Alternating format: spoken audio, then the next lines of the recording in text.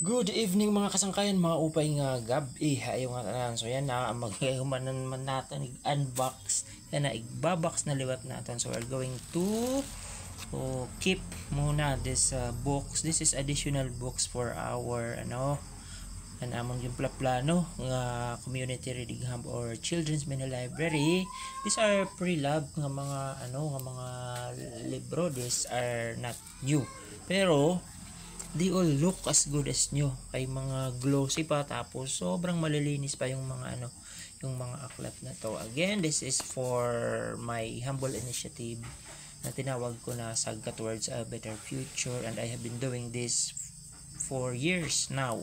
So pre-pandemic na ginagawa ko na, pero yung first 4 or 5 activities ko sa iba't ibang elementary schools ay lahat yon ay distribution of school supplies. This is the first time that we are going to put up a community reading hub or children's mini library. First time pero dalawa agad.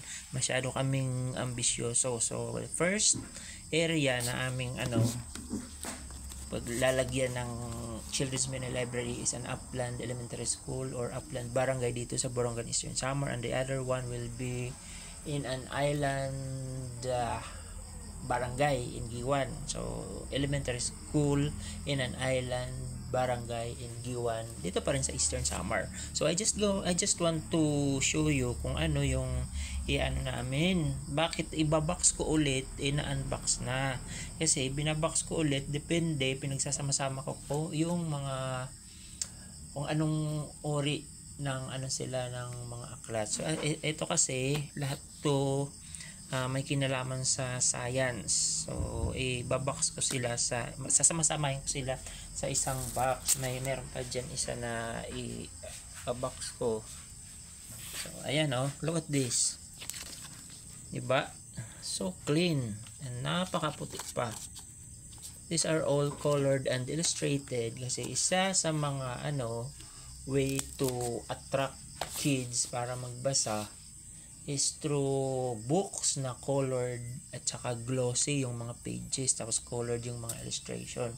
So one of our purpose, kung hindi man ma-eliminate, at least ma-lessen yung screen time ng mga bata ngayon. Kasi diba lahat na ng mga kabataan ngayon ang haba-haba o ang tagal-tagal ng ginugugol ng kanilang mga mata sa mga cellphone. Kaya this is one of the way para mabawasan yun. So sa mga makakapanood nito, if you have pre-loved na mga aklat para sa mga kids, you can donate it to us.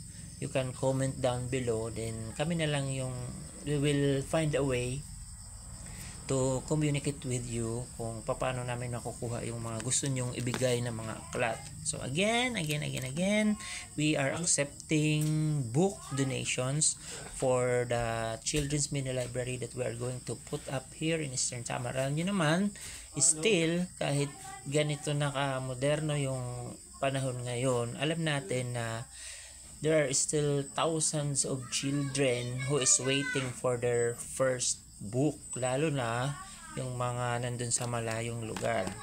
So nasa na ba tayo? So ito, naipakita ko na to. This is about rockets and spaceships. As you can see, ang ganda, colored, illustrated. Also this one, Oxford Wild Reads. And these are about spiders, types of spiders. Yan. This one is Wings, Wheels, and Water. Yan, diba? As I've said, these are all colored books for children. Ganda, diba? Ito namang isa about boats and ships. Yan may naka-stamp pa dito na Bedfordshire. So I think this is from Europe, na shinip dito papunta sa Pilipinas. Tapos yun, basta madami na yung nakahawak nito siguro. And this one, the 5th book, is Saltwater Life. So this is about marine life. Ayan, diba? So, I think that would be all for now muna mga kasangkayan. Maupay nga gabi ha iyong nga tanan. Bye-bye!